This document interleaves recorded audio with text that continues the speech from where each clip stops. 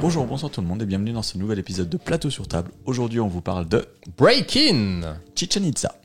On est, Loïc, dans un escape game. Oui, exactement. Qui est édité chez qui ? En français, c'est édité chez Yellow. C'est pour des parties d'environ 2 heures. Celui-ci, donc Chichen Itza, c'est un niveau 2 sur 4. Il faut savoir qu'il y en a un autre qui est sorti, c'est la Tour Eiffel. Ne vous inquiétez pas, on va pas vous spoiler des différentes énigmes qu'il y a à résoudre pour cet escape game. On parlera vraiment en globalité de ce qu'on a pensé du fonctionnement du jeu. Exactement.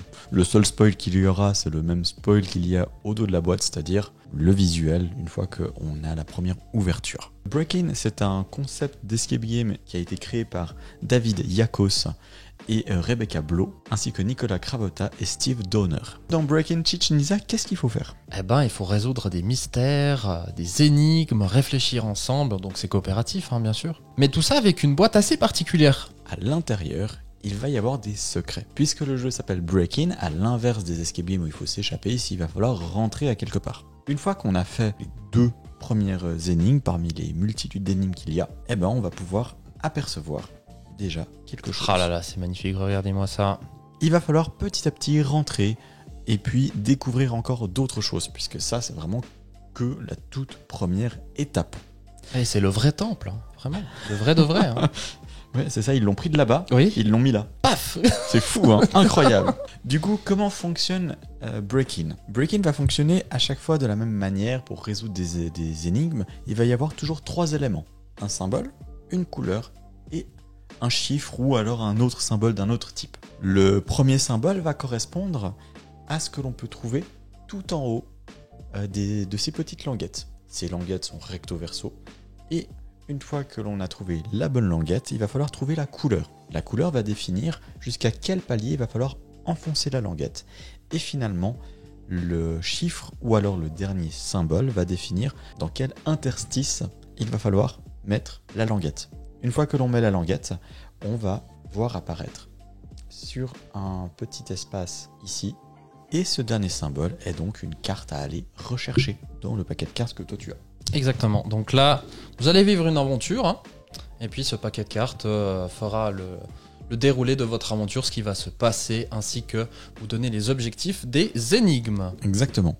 Première chose à noter, donc là on a vraiment tout le matériel de jeu. Il s'agit donc d'un jeu qui est complètement physique, il n'y a pas d'application. Et on ne déchire rien, c'est pas tel qu'un exit où on utilise du matériel de jeu, on le découpe, etc. Vous allez pouvoir y rejouer. Exactement. Si vous déchirez quelque chose, c'est que vous n'avez pas fait exprès. Oui. Et malheureusement, ça peut arriver. On y revient. On y reviendra. Au niveau de la thématique, comme beaucoup d'escape games, c'est assez immersif. Ici, on va devoir donc rentrer dans Chichen Itza pour découvrir le temple Jaguar. Sauf que malheureusement, Jaguar a été avalé par Kukulkan, le dieu serpent ailé. Moi, je me suis cru Indiana Jones, quoi. C'est pareil, tu vois. Sans exagération, bien sûr. Non, pas du tout. Il y a des trucs mystérieux de partout, faut chercher, faut assembler les pièces avec les autres, etc.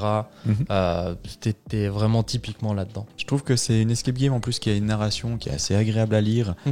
C'est peut-être personnellement ce qui me manque dans les unlocks, par exemple, c'est le côté où il va manquer une petite histoire. Certains unlocks vont avoir une histoire assez bien ficelée, d'autres, on est dans un univers, il va se passer des événements, puis on est un peu détaché de tout ça. Ouais, tu rencontres des personnages, ils vont interagir avec toi, vont te donner des indices, etc.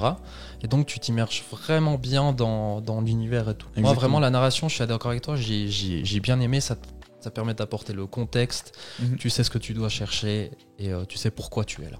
C'est ça, même si c'est pas non plus la grande narration. Non, bien sûr, mais en fait, c'est pas ce qu'on recherche, en fait. Ce qu'on recherche, c'est du contexte et juste pourquoi on est là. Ouais, voilà. C'est ça. Et ça fonctionne. Ça fonctionne très très bien. Deuxième point, le matériel de jeu. Alors, là, on va un petit peu piquer, là. Oui. En soi, c'est très très beau. Oui, en soi, ça claque, ça donne envie. Regardez le temple, il est là, c'est le vrai. Mais là, on a quelque chose à dire. Oui, on déchire rien, etc. Donc, on va pouvoir y rejouer. Mais bon, s'il passe à 3-4 maisons et qu'il a été rejoué 3-4 fois, aïe aïe aïe. Oui, exactement. Puisqu'en fait, à chaque fois qu'on va ouvrir des éléments, il va y avoir des petites encoches Pour clipser, en Ouais, fait. pour clipser juste là, hop, on va déclipser à chaque fois. Et du coup, à la fin de la partie, pour réinitialiser le jeu, on va tout reclipser. Ce qui fait qu'il y a pas mal de manipulations qui peuvent être un petit peu sensibles, surtout que le carton, eh ben, il n'est pas très épais, il n'est Pas pas du très tout. résistant. Je pense que ça a été choisi qu'il soit pas résistant pour le manier assez facilement, en fait. Oui, puis pour les questions de coût, j'imagine aussi. Tout à fait, oui, clairement. Mais il y a des endroits où on a vu clairement ça lâchait déjà de base. Donc c'est pas un jeu qui aura une bonne durabilité, même si on peut le rejouer, contrairement à du Exit. Mais sinon, ben, visuellement, il est beau, il est immersif. Donc vraiment, au niveau du matériel, je pense qu'on peut dire qu'on est mitigé. En fait, je pense que le matériel est bien utilisé. Oui. Seulement, il n'est pas fait pour durer. Exactement. Exactement. Et c'est vrai qu'on aime bien quand même dans les jeux de société qu'on puisse jouer, rejouer, même dans les escapes, qu'on puisse au moins se le passer. Alors le prix, quand on regarde le matériel, on se dit, bon bah ok, mais ça reste qu'une seule escape, certes de 2 heures, mais c'est qu'une seule escape. Et c'est vrai que le prix est assez élevé par rapport à d'autres escapes.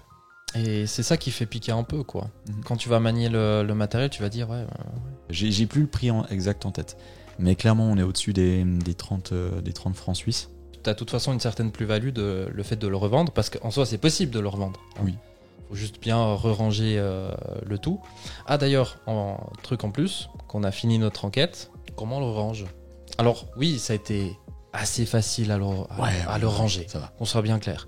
Mais je pense que ça aurait pas fait de mal, juste petite indication comment on le range. Peut-être que c'est indiqué sur leur site internet, ça c'est possible, mais ça aurait été pas mal d'avoir ces informations. Ouais, directement dans le livret. Exact.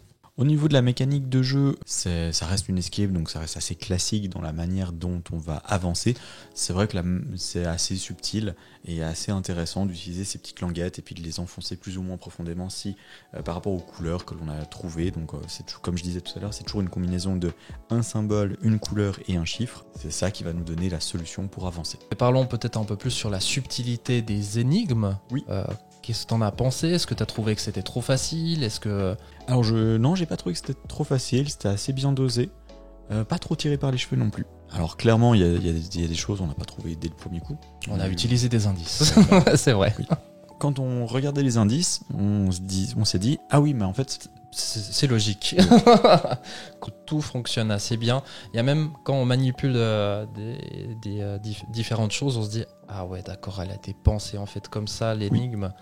Et surtout sur un point en particulier où fallait faire quelque chose entre gros guillemets dans la vraie vie. Et puis c'est ça qui nous a donné la réponse, parce que sinon si on n'avait pas fait ça dans la vraie vie, on n'aurait tout simplement pas trouvé la réponse. Et du coup, durée de vie, on peut pas vraiment dire grand chose puisqu'il s'agit d'une escape game. Et puis on a vu tout à l'heure qu'au niveau du matériel, la durabilité malheureusement est pas forcément très très bonne. Si vous aimez les escape games, vous allez être franchement, je pense, satisfait avec les break-in. C'est pas légitime de donner un avis, je pense, sur une durée de vie sur de l'escape game. Non, c'est assez particulier. On peut peut-être parler du fait, est-ce que tu as envie d'aller plus loin sur les autres? Oui, alors ça me tenterait vraiment bien d'en tester d'autres. J'espère qu'il y en a d'autres qui vont sortir. Pourquoi pas tester des plus complexes. Pour l'instant, comme on a dit tout à l'heure, il y a la Tour Eiffel qui est déjà sortie, en même temps que Chichén Itzá. Et même si la thématique de la Tour Eiffel me parle quand même un peu moins, j'ai quand même envie de tester pour l'expérience. Moi, après la partie, vraiment, j'étais en mode, j'étais refait, j'étais trop content, en fait, du déroulé de tout ça et de la finalité. Donc oui, j'ai grandement envie aussi de voir la suite. Comme toi, en fait, la thématique de la Tour Eiffel, ça me plaît pas trop. J'aimerais bien voir sur l'Égypte, pourquoi pas. Mais t'as cet effet waouh quand tu vas ouvrir la boîte et t'as ce côté en fait original de l'escape game, où tu manipules vraiment beaucoup le matériel et t'as plein de décors partout, faut garder partout, etc. Oui, et je pense que tout ceci, l'immersion et l'expérience de jeu fait qu'on pardonne assez facilement les points négatifs du jeu.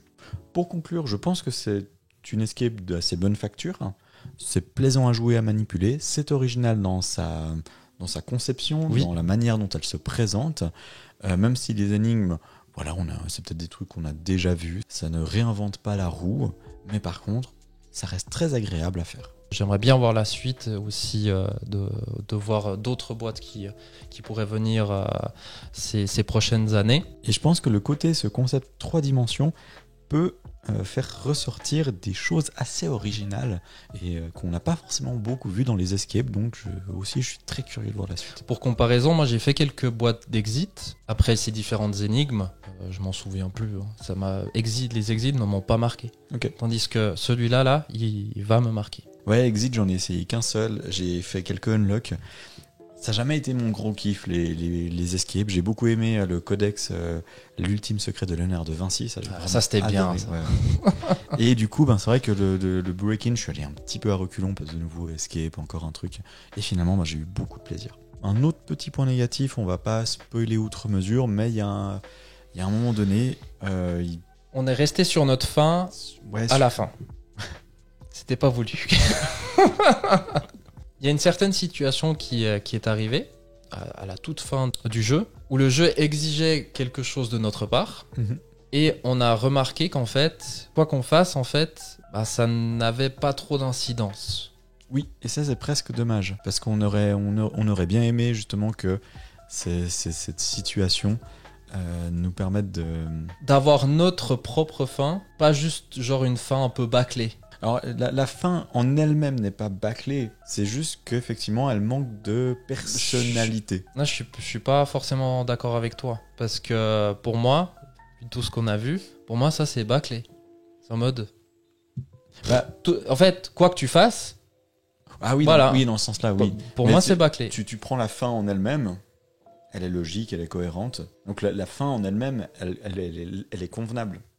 Ok, d'accord. Mais c'est vrai que ça manque justement de... Ouais, je vois ce que tu veux dire. De variabilité. Difficile à dire. Ouais, c'est pas simple. On espère que ça vous aura également donné envie de tester cette nouvelle gamme d'escape game qui s'appelle Break-In. N'hésitez pas à nous dire en commentaire ce que vous en avez pensé. N'hésitez pas non plus à partager, à liker cette vidéo, ça nous fera vraiment très plaisir. En attendant, prenez soin de vous, jouez à des jeux et on se dit à tout bientôt. Salut. Au revoir. Bonjour, bonsoir tout le monde et bienvenue dans ce nouvel épisode de Plateau sur table. Aujourd'hui, on va vous parler de...